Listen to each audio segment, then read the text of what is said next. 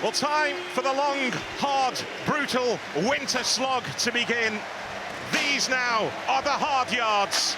Unforgiving, compelling, gripping. These are the months that test the best. These are the months that make the best. And imagine being Coventry City right now, standing at the summit, looking down on the rest. This club, this city, these people are ready to become Premier League again.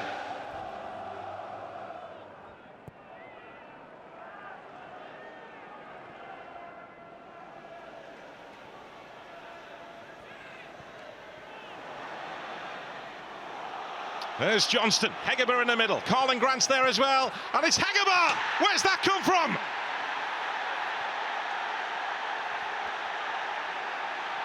West Bromwich Albion have entered the home of the leaders, the home of the unstoppable, and Albion have got Coventry City rattled.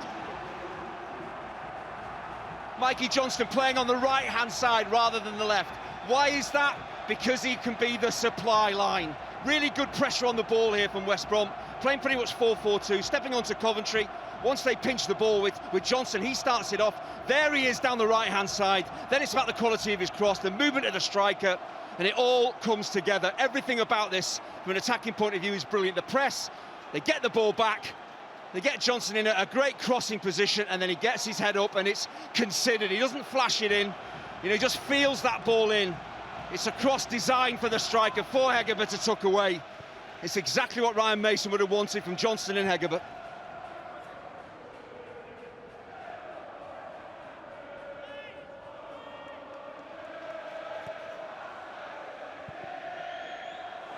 Sims waiting, and Sims could not convert. I think Chris Meppen is complaining to his goalkeeper that Griffiths should be coming and dealing with this. It's a wonderful ball, and it's horrible for a centre-half and a goalkeeper. It's right in between them. I think he's got a bit of a point, Meppen, saying to his goalkeeper, be positive. That's Campbell. Mikey Johnston just got away from him. Which allowed Kitching to make the challenge, but Johnston picks up again. Bit of room here for Mowat. He's got two to hit in the box, including Hegerber again. And that is straight at Carl Rushworth. A huge chance to make it two for West Bromwich Albion. Yeah, his reaction tells you everything should be doing better. But again, look at what he's doing, his positioning. He's getting away from the big centre-halves. He's getting on top of full-backs. He's getting to the ball first.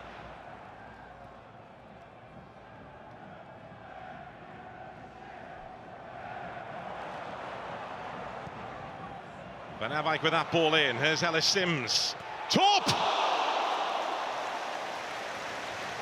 The frame of the goal is still shaking. He's so unlucky. I mentioned it with Matt Grimes sitting deep. He can step forward, he can become an extra attacker.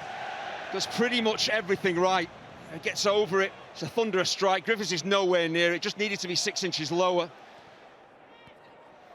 Carlin Grant, he's done well again.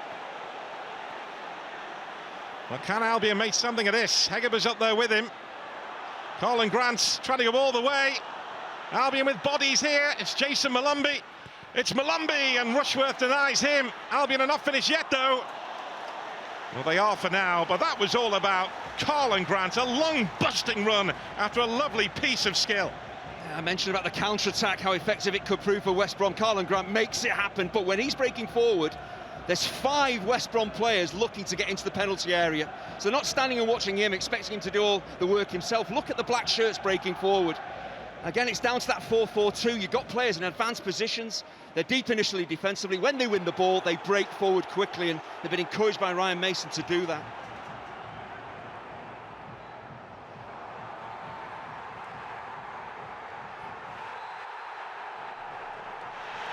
And it's getting fiery out there. Well, Malumbi's not happy because he feels Coventry should put the ball out and stop the game. I think if there's a possibility of a head injury, the referee has to step in and stop it, but it's maybe just gets caught on the leg there, so it's not a life-threatening injury, so the referee is within his rights to let the game flow. Then it's down to whether Coventry stop the game. Mowat tries to do that by taking Sakamoto out. That doesn't work. Coventry still have the ball. In comes Jason Malumbi. And have that. I'm just going to give a free kick away. OK, it's in a dangerous area, but you want to stop the game to get Johnson some treatment. Ryan Mason making his point. As the referee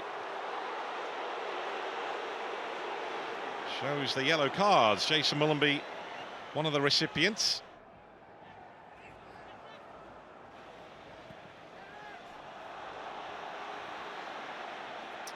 Albion raiding again here. It's Mikey Johnson. Hegerber again! It's in again! It's those two again! West Bromwich Albion never fear coming to Coventry City, and it's they who are striking fear into Coventry City. The leaders are in big trouble here. Well, Ryan Mason before the game said his team need to show personality, need to impose themselves on the game, be brave and produce quality, and their 2 goals have been all about that. You see Bombi Thomas plays Johnston on, but again, Johnston down the right-hand side, all he's thinking about is supply lines. And once I mentioned it with Hegerber, look at his attacking positioning in between defenders watching the ball, not getting round on the cover Van Evijk, so defensive mistakes punished. Sakamoto, a big 10 minutes on the way here.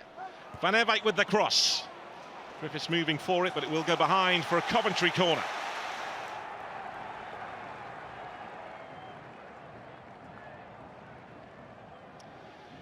Bobby Thomas makes his way towards the far post.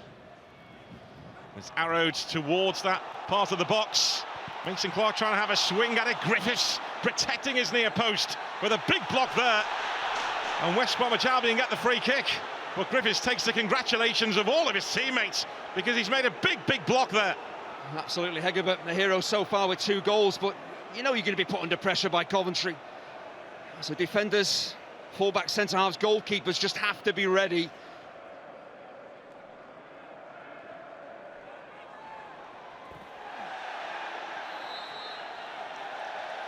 Yeah, but it is amazing how an attacking performance can change, because before kick-off, West Brom scored just 14 goals in 15 games. They've scored 2 here against the table toppers. So again, it shows that their potential is there and they're making good use of it. Sakamoto with a cross!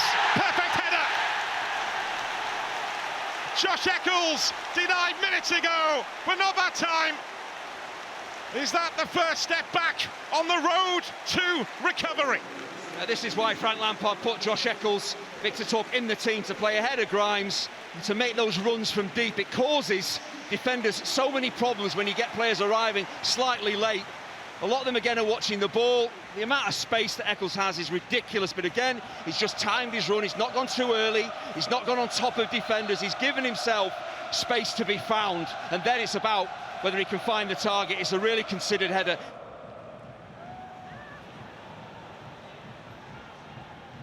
Rushworth took a risk, got away with it.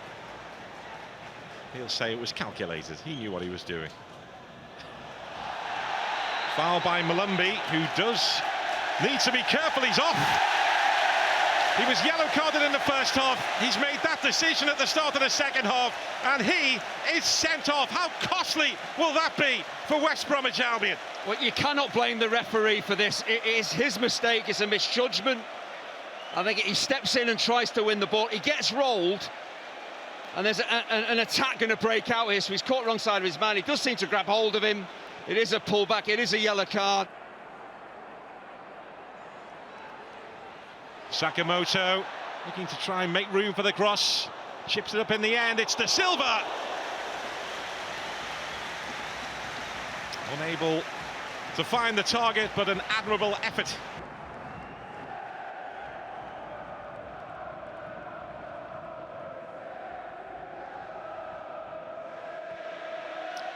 Grimes teases that ball in, and Coventry get the corner.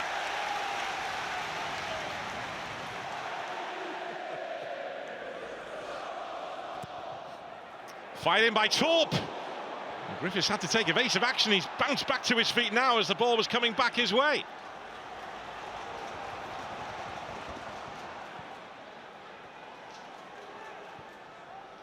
Forward by Grimes. Sims waiting! There's the goal!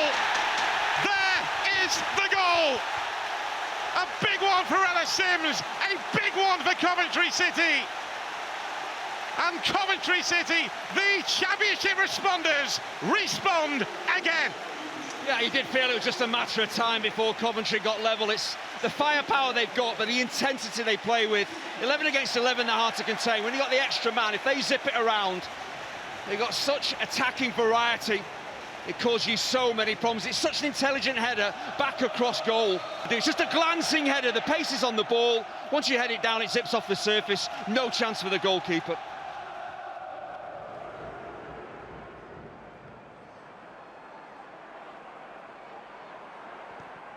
Sakamoto forces another corner.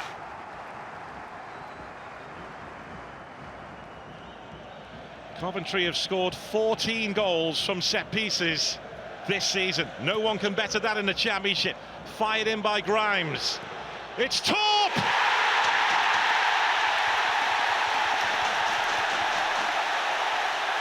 A torpedo may just have sunk West Bromwich Albion. This is what leaders do. This is what contenders do. It is relentless, wave after wave, open plays, set plays, so many attacking threats. Just look at the concentration from Torp. Gets maybe a bit of good luck as well, but he just slows himself down. He makes sure he gets good contact. He drives it down into the ground. That's okay. In these conditions, the ball is going to zip off. But the important thing that he's done, he's kept it on target, not gone for the really glamorous goal. Just make good contact, keep it on target, and Coventry lead. But they're just a team you simply cannot keep out.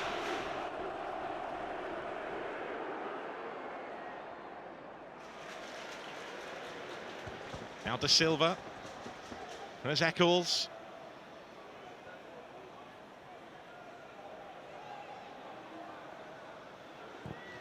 Mason Clark! Well, that was picking up pace, and Grivis had to make sure he got to it. Well, it's the power that's the problem. Normally from that position, see right-footed players just wrap their instep around it, so they move the ball from right to left. This is pretty straight, but it's the power that's on it. The goalkeeper has to time his intervention to perfection. Madge is waiting here, away by Grimes. Coventry City, the Championship's great entertainers, bring the house down again. The unstoppable force in the Championship keeps on going. But they were tested today. Albion will take plenty from this, but in the end, it all collapsed around them. It is finished. Coventry City 3, West Bromwich Albion 2.